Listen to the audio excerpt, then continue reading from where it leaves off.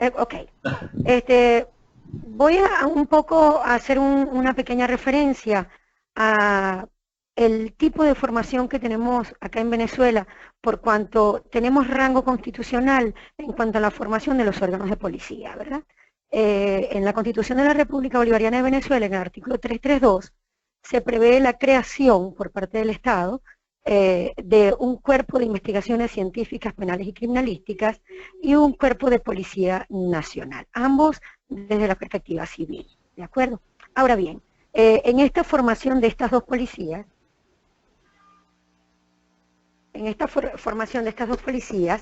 a partir del año 2007, se creó la UNES, Universidad Nacional Experimental de la Policía, de la Seguridad, ¿ok? En esta universidad, es decir, que todos los policías en el 2016 deben pasar por esta universidad, donde salen con carrera, ya sea en carrera de prevención, que sería la Policía Nacional, o en carreras como licenciados en ciencias policiales o investigaciones penales y licenciados en criminalística. Estos formarían parte de lo que es el Cuerpo de Investigaciones Científicas Penales y Criminalísticas. Ahora bien, dentro de toda esa formación, por supuesto, van a haber materias vinculadas directamente con tácticas de combate y, por supuesto, el uso progresivo de las fuerzas a través del uso de armas de fuego.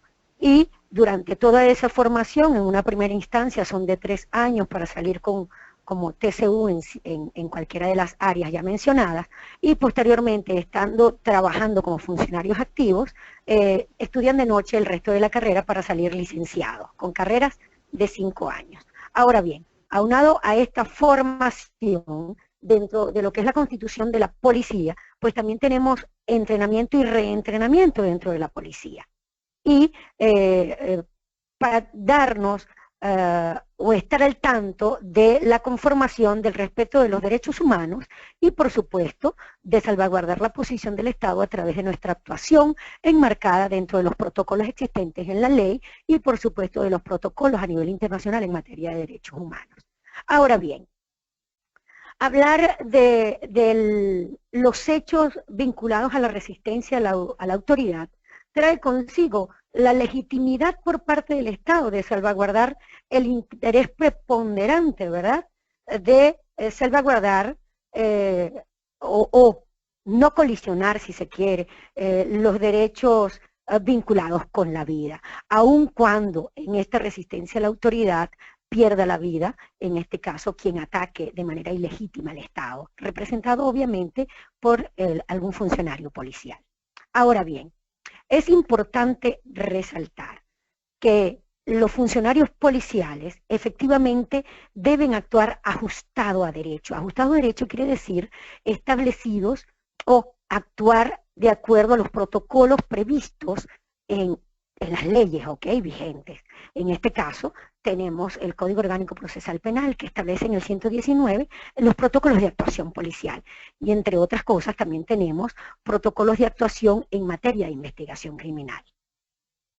Fíjense bien, la gran mayoría, mi experiencia que tuve durante el trabajo en la División contra Homicidio, exclusivamente trabajando en la unidad de resistencia a la autoridad. Es decir, que cada vez que se daba un enfrentamiento o una resistencia a la autoridad donde había la muerte en este caso, de la persona que atacaba de manera ilegítima al sujeto, pues la unidad de la División contra Homicidio se apersonaba al lugar de los hechos, es decir, el lugar donde se cometió, en este caso, el hecho punible, independientemente de que estemos posteriormente bajo el criterio de una legítima defensa, estado de necesidad, siempre basándonos, por supuesto, en el cumplimiento de un deber, desde la misma División contra Homicidio se evaluaban todos los elementos concernientes a la evaluación del sitio de suceso, por cuanto el sitio habla por sí solo, y es allí donde se evaluaban todos los elementos que iban a conformar lo que posteriormente iba el juez a evaluar, en este caso, en todas las circunstancias del hecho, si estaban o no enmarcados entre la legítima defensa o cualquier otro elemento de justificación, ¿de acuerdo? Ahora bien, ¿qué me dijo la experiencia durante los años que estuve allí? Ok, llegábamos al sitio, en este caso, suponiendo que estábamos en presencia de un acto de resistencia a la autoridad donde eran los mismos funcionarios del CICPC donde habían tenido el evento de resistencia a la autoridad. Uno, obviamente, de manera inmediata se llevaban a cabo las fases que se realizan dentro de lo que es el protocolo de levantamiento de sitio de suceso, que iba, por supuesto, desde la presencia del primer órgano de policía que llegaba al sitio de suceso para resguardar el lugar, para luego fijarlo, hacer la colección, la búsqueda de elementos, por supuesto, para establecer la cadena de custodia de todos los elementos de convicción o elementos de interés criminalístico vinculados con el evento. Generalmente, es una norma dentro de lo que es la resistencia a la autoridad, al menos aquí en Venezuela, de trasladar a la víctima o trasladar a la persona caída dentro del evento de resistencia a la autoridad, prestarle los primeros auxilios y trasladar a la víctima en procura del salvaguardar su vida a un centro asistencial, que en algunos de los casos, por no decir que en la gran mayoría, al ingresar al centro asistencial o al nosocomio más cercano donde habían ocurrido los hechos, pues ingresaba o en el momento de ser atendido por los galenos o médicos, pues perdía sus signos vitales. Ahora bien, ¿cuál era la actuación en este caso de la División contra Homicidio? Bueno, había una doble comisión, una comisión que se trasladaba al sitio de suceso y una comisión que iba directamente al nosocomio o al centro asistencial donde habían trasladado a esta persona que había caído producto de la resistencia de la autoridad o que había perdido la vida. Y por supuesto, se hablaba con el occiso. Acá en Venezuela, los funcionarios policiales, expertos en materia de investigación de homicidio, pues hablamos con los muertos. O como decimos nosotros, hablamos con los occisos, ¿de acuerdo? Pero hay que hablar tan quedo, porque ellos hablan tan quedo, que hay que escucharlo con los ojos, ¿ok? Entonces, ¿qué nos decía esa observación o esa tertulia que teníamos con el occiso en el centro asistencial, en este caso en la morgue, para el momento de hacer el levantamiento de cadáver? Pues tomábamos en cuenta, por supuesto, el estudio macroscópico del cadáver, en algunos casos con ocasión de la presencia del médico forense, y en ausencia de ellos igual los expertos en investigación de homicidio pues igual evaluaban las circunstancias de las heridas que presentaba el occiso. Estas heridas, por supuesto, si eran producto de un uso de arma de fuego, pues le decían al funcionario investigador las circunstancias precisas en las cuales había recibido los impactos, ¿de acuerdo? Es decir, que si teníamos heridas homólogas a las producidas por el trazo de proyectiles disparados por arma de fuego, pues tranquilamente en el proceso de observación verificábamos si eran heridas de contacto, de próximo contacto o, en este caso, de distancia. Y por supuesto también nos percatábamos si la víctima había recibido algún impacto de proyectiles premortem o eran postmortem, ¿de acuerdo? Aunado al hecho, por supuesto, que evaluábamos de manera macroscópica si presentaba algún estigma vinculado con arrastre o vinculado con alguna laceración producto de algún arrastre o de alguna eventualidad distinta a lo que pudiésemos conseguir en el sitio de suceso.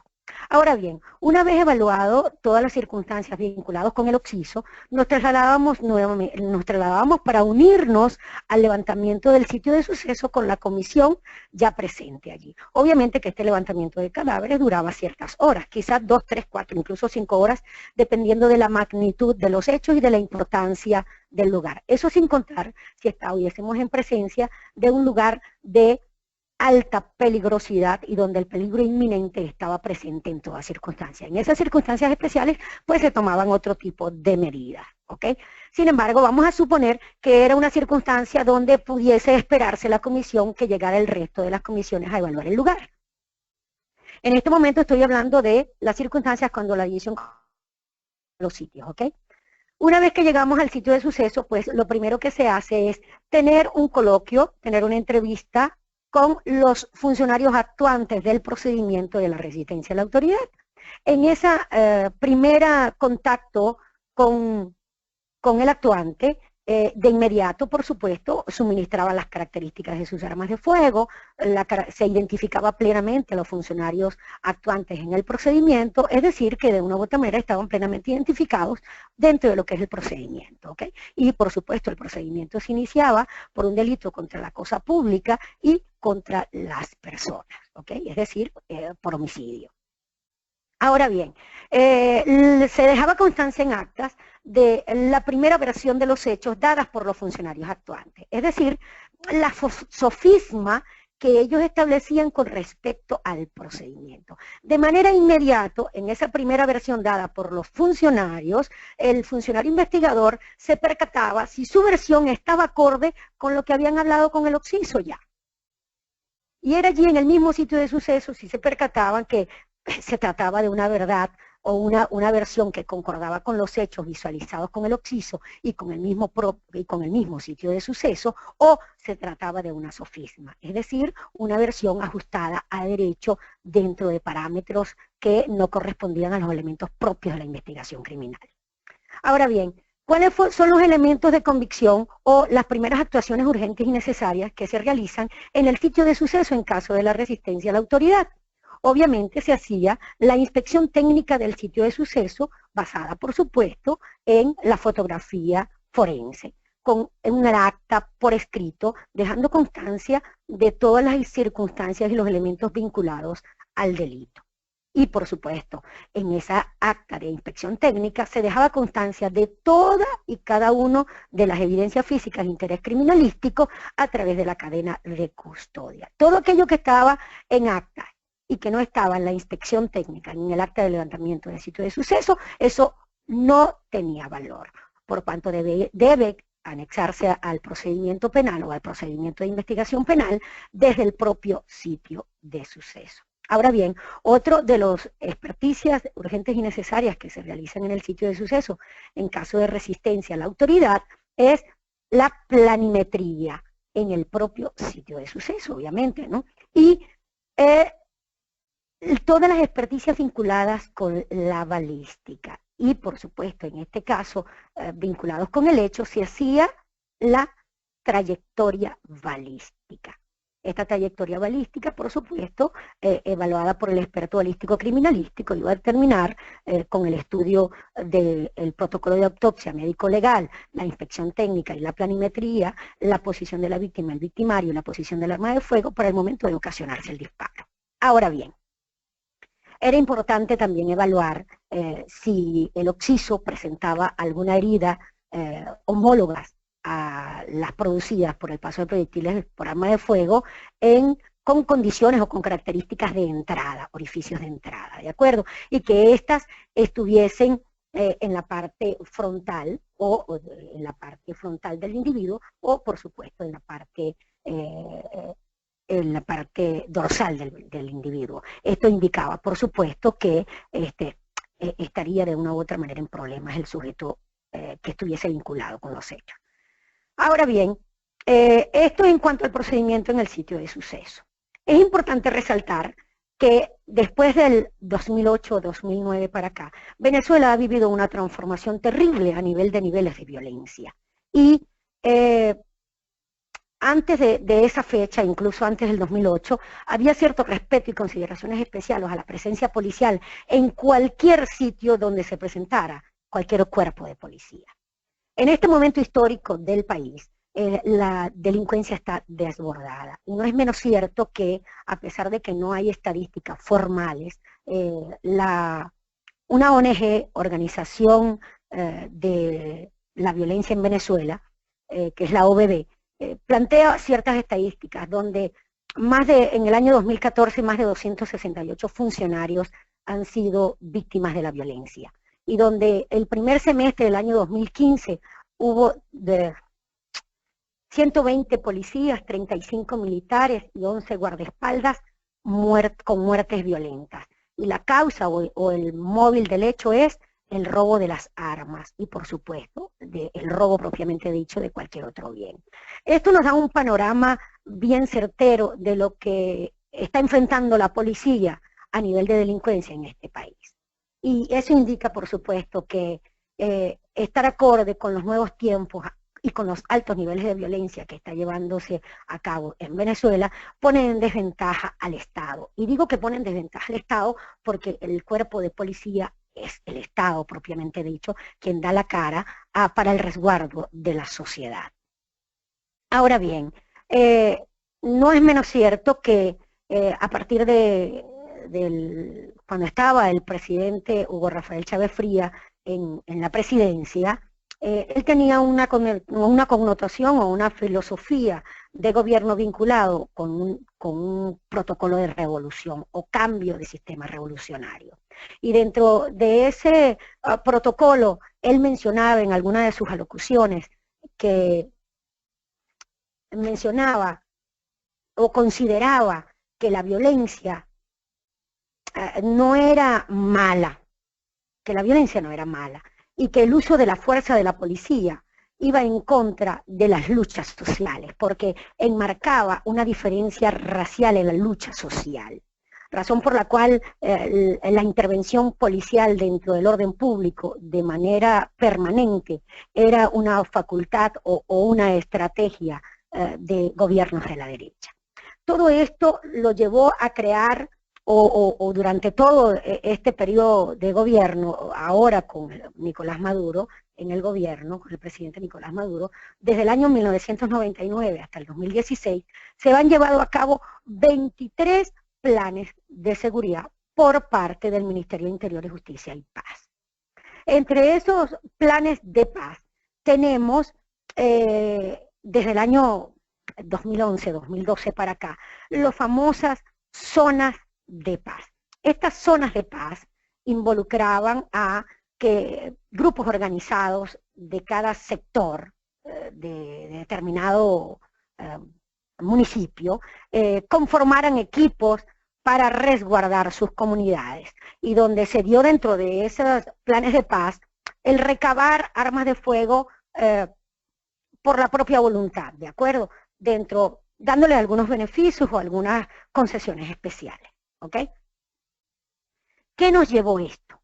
Nos llevó de una u otra manera, a que la delincuencia tomara el poder de fuerza de estas famosas zonas de paz, donde el uso de las armas de fuego sobrepasaban el límite, en este momento incluso, de la fuerza pública, donde en este momento histórico del país, la violencia, al enfrentar la policía a un grupo organizado violento, el uso de armas de estos delincuentes son granadas, son armas largas, y por supuesto el poder de fuego del policía queda en detrimento en posición con los niveles altos de violencia. Ahora bien, aun cuando el policía, que en su gran mayoría lo que porta es una Glock 17, 9 milímetros, ¿ok?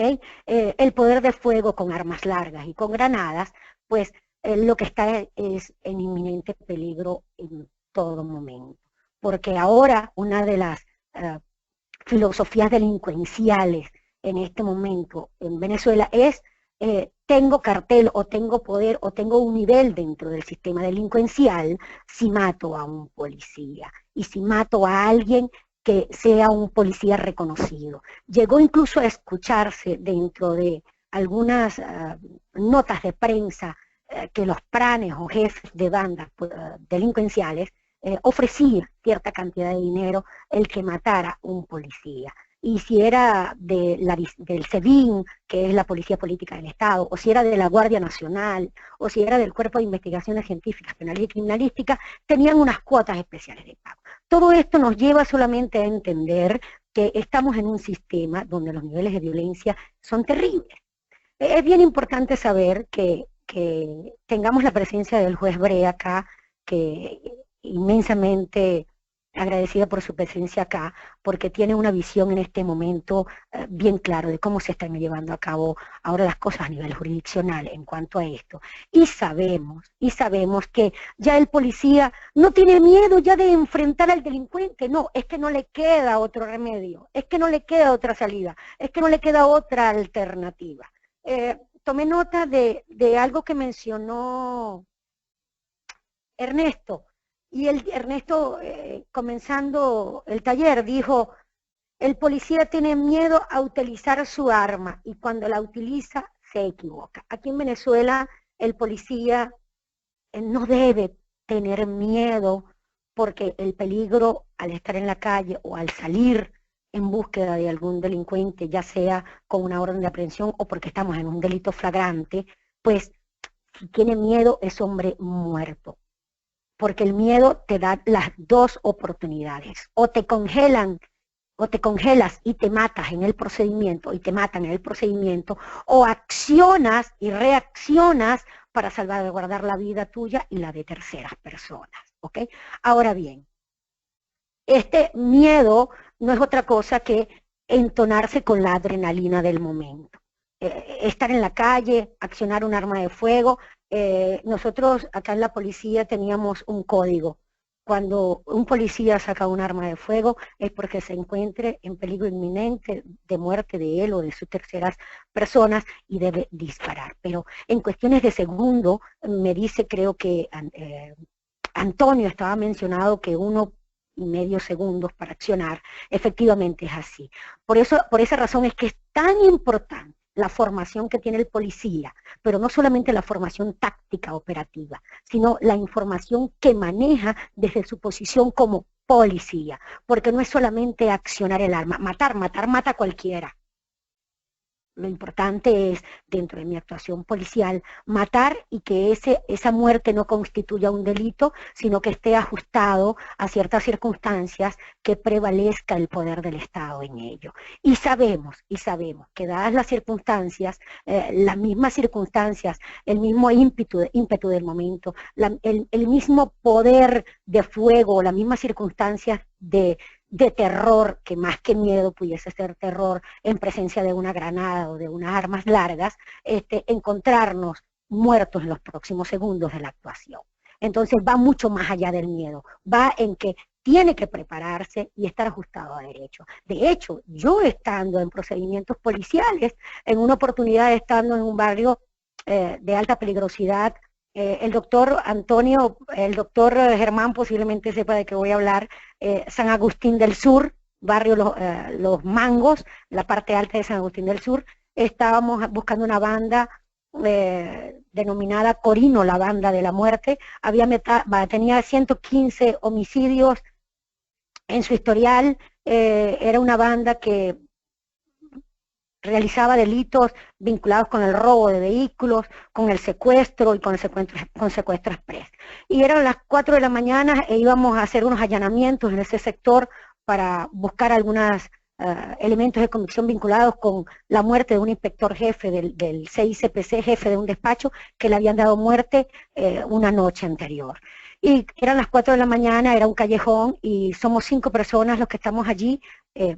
Pues en aquel momento podíamos ir, eso estoy hablando del año 2010, 2011, podíamos ir 5 funcionarios a un barrio a entrompar una circunstancia de poder, de resistencia, ¿de acuerdo? Vamos a allanar 5 funcionarios, entre ellas estoy yo, era la única mujer del equipo, de hecho fui durante muchísimos años la única mujer en la división contra homicidio operativa, yo era junta de una brigada en ese momento, e íbamos a hacer el allanamiento, y cuando estamos en el callejón, al entrompar el callejón, nos reciben con disparos por arma de fuego. Era un callejón cerrado, donde tuvimos que rampar. Íbamos unos a mitad del callejón, otros al principio y otros, por supuesto, éramos pocos, para poder atravesar el sector, para poder llegar al entrar al barrio. Teníamos que pasar por ese callejón.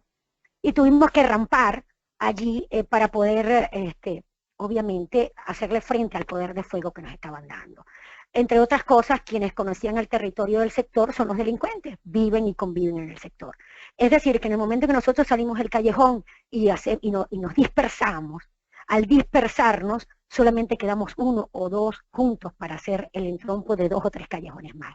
En ese momento, por supuesto, en la persecución de los delincuentes, uno de ellos cayó herido, pero también cayó herido uno de nuestros funcionarios, ¿ok? Tuvimos que esperar, por supuesto, dentro de ese poder de fuego que estábamos recibiendo, salvaguardar nuestra vida, sin poder salir a resguardar la vida, en este caso, del funcionario caído e incluso del delincuente caído. Tuvimos que esperar comisiones que llegaron al lugar para, por supuesto, poder prestar los primeros auxilios. Y en ese momento, por supuesto, el resto del delincuente se dio a la fuga. Es decir, que quedamos con un delincuente en el sitio abatido y con un funcionario herido. ¿Ok? Este funcionario que al momento de salir a la calle incluso le dolía el pecho, tenía asma, estaba enfermo y se negaba a ponerse el chaleco antibalas. Y tuvo que uno de mis jefes inmediatos, en este caso el jefe de investigaciones, formarle un lío tremendo para que en el momento que entrompáramos en el barrio se pusiera el chaleco. Se puso el chaleco. Ese funcionario que estaba negándose a ponerse el chaleco fue quien recibió el disparo en la zona pectoral, ¿de acuerdo? Obviamente, gracias a Dios tenía el chaleco y sin embargo igual recibió un disparo en una de sus piernas y salió ileso de la muerte, si se quiere, en el procedimiento. Ahora bien, en ese momento de poder de fuego, el disparo, que era una zona plana, por supuesto, a pesar de que era un barrio, era un sector que era plano. Desde el momento que estábamos rampando, desde esa posición se efectuaron los disparos. Y por supuesto, la trayectoria del disparo del delincuente, al momento de evaluar todas las circunstancias, del evento, el disparo entre la trayectoria no concordaba con el sitio, según el fiscal del Ministerio Público que tomó el caso. Y por supuesto, todos salimos imputados en ese procedimiento por homicidio. Gracias a Dios salimos, por supuesto, airosos en ese procedimiento, donde nuestra vida y la vida de nuestros compañeros estuvieron allí. Por ese caso se sacó, fueron en diferentes oportunidades la banda conformada por 27 delincuentes, 17 fueron detenidos y fueron puestos a la orden de los tribunales, y el resto de los funcionarios en diferentes ocasiones fueron dados de baja, en este caso en resistencia a la autoridad. ¿Ok? Bajo estas circunstancias, pues, no es igual darle que estarle dando, como dice mi suegro, y es una expresión muy coloquial. Decirlo desde acá, cuando tú evalúas un sitio de suceso y especificas tú desde la objetividad de la evaluación de un sitio, no es lo mismo que estar en candente o en el procedimiento en el sitio con eso, porque aún cuando tengas la formación, aún cuando estés bajo el poder de fuego, el policía, y voy a hablar de la policía de la cual yo formé parte, o sigo formando parte como funcionaria jubilada, el Cuerpo de Investigaciones Científicas, Penales y Criminalísticas, estando en el piso, decíamos, pensando que si hacíamos los disparos y que le dábamos un mal disparo al que estaba corriendo, y si le dábamos un disparo por la espalda al sujeto, aun cuando iba corriendo a espaldas, si le dábamos un disparo por la espalda, ese iba en detrimento de nuestra posición de libertad. ¿Ok? Y todo eso lo pensábamos en cuestiones de segundo. Y todo eso te lo da la formación y todo eso te lo da la conciencia de las leyes. Pero no siempre sucede así. No siempre va a suceder así. Y entre otras cosas, quienes estábamos en el sitio éramos funcionarios de la División contra Homicidio, que de una u otra manera evaluábamos de manera inmediata, en caliente, en el procedimiento, bajo qué circunstancias estábamos actuando y cómo íbamos a quedar como funcionarios. ¿Ok?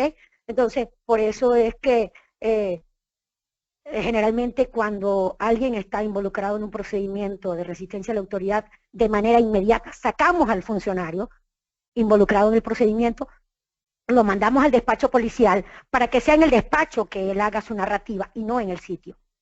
Y que no contamine el sitio incluso con su versión. Por cuanto eso, por supuesto, pudiese estar en detrimento en cuanto a su posición incluso. Y sabemos que está bajo extremo estrés por las circunstancias vividas por la resistencia a la autoridad.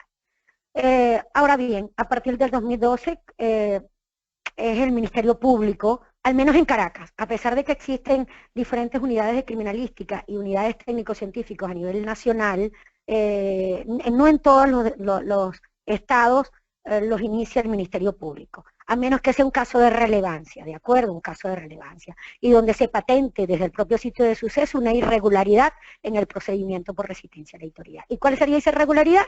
Bueno, que en vez de ser un enfrentamiento haya sido una simulación de hecho punible o hubo, por supuesto, en esa simulación de hecho punible hubo manipulación de las evidencias, donde hubo manipulación del sitio como tal. Y eso, por supuesto, se percata uno de manera inmediata al sitio de suceso. Y en esas circunstancias tomaba el mando el Ministerio Público. En este caso, aquí en Venezuela, el Ministerio Público es el director de la investigación y el juez, a partir de 1999, es el director del proceso, razón por la cual de una u otra manera debería mantenerse la integridad del proceso, por cuanto están bien definidas las actuaciones tanto de la policía como del Ministerio Público y por supuesto del órgano jurisdiccional. Sin embargo, es bien sabido que no todas las policías en este momento pudiesen estar conscientes de estas circunstancias. Y es bien importante que el poder de fuego, acá en Venezuela también está, como lo mencionó incluso el doctor Brea, está reglamentado. El uso progresivo de la fuerza está reglamentado. Existen los protocolos de actuación tanto en sitio de suceso como para levantamiento de cadáver. Con fecha 2012, el órgano rector, en este caso el Ministerio de Interior, Justicia y Paz, trabajó en función con los órganos involucrados, órganos de policía, Ministerio Público y por supuesto algunos representantes de los órganos jurisdiccionales trabajaron en el manual de cadena de custodia, que es para uso común de todos los órganos de la policía y del Ministerio Público.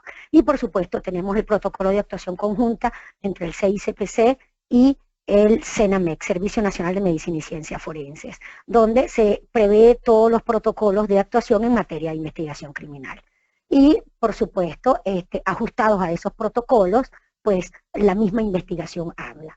Y por eso es que es tan importante que el ojo crítico del juez, basándose, por supuesto, en la sana crítica, en la evaluación de expertos y en la evaluación de la ciencia, pueda evaluar todas las circunstancias y todos los elementos vinculados al hecho para que su actuación esté acorde y que castigue, por supuesto, una actuación irregular o una actuación ilícita, pero que con conciencia y con objetividad apegado a las leyes pueda establecer con certeza ese poder que tiene la ley de establecer una legítima defensa a través, por supuesto, de la evaluación de todos los elementos concurrentes.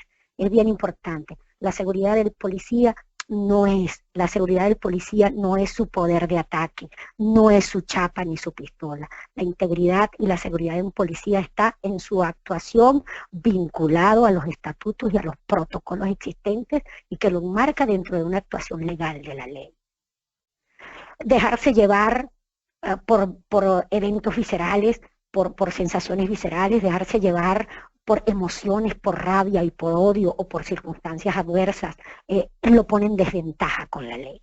El policía debe ser íntegro, aun cuando manejemos un alto poder de adrenalina al momento de una actuación policial, no es menos cierto que a nosotros no nos toca ser viscerales, a nosotros no nos toca ser apasionados en ningún procedimiento, porque perdemos la objetividad y el criterio que nos ampara con la ley. Y es allí donde yo digo, el policía debe estar ajustado a derecho en el respeto de los derechos humanos. Pero no es menos cierto que, dadas ciertas circunstancias, pudiésemos entrar en exceso por circunstancias propias del evento crítico en las que estemos conscientes. Y es allí, por supuesto, donde acá en Venezuela sí requerimos, por supuesto, de pagar un abogado propio el funcionario involucrado. No tenemos la posibilidad de ser avalados por un abogado dado por el Estado, en este caso por el Cuerpo de Investigaciones Científicas, Penales y Criminalísticas, como lo es en otros países. Aquí no, aun cuando no tengamos para pagar un abogado, por supuesto el Estado nos los proporciona con la defensa pública, pero generalmente pues el policía procura tener un abogado privado para su defensa en los casos de resistencia a la autoridad. ¿Alguna eventualidad en alguna pregunta o alguna inquietud que tenga en cuanto a la posición del policía acá en Venezuela? Queda abierta la posibilidad de contestarla. Sin embargo, gracias por la oportunidad y gracias por estar acá escuchando a todos estos panelistas que desde su perspectiva proyectan un poco lo que es su país, proyectan lo que es su poder de Estado, porque la policía también es el poder de Estado que refleja a un país. Y aquí estamos. Y estar conscientes de evaluar todas estas circunstancias con el derecho comparado y evaluando las circunstancias con las diferentes experiencias vividas por cada uno de nosotros, nos da una apertura de cómo es el mundo y que de una u otra manera se repite una y otra circunstancia. Lo único que cambia es un poco el territorio, pero las circunstancias incluso puedan repetirse aquí en Venezuela, en Argentina, en Colombia y en cualquier otra. Muy buenos días, le doy el paso a Ernesto para que continuemos con el panel. No sé cuánto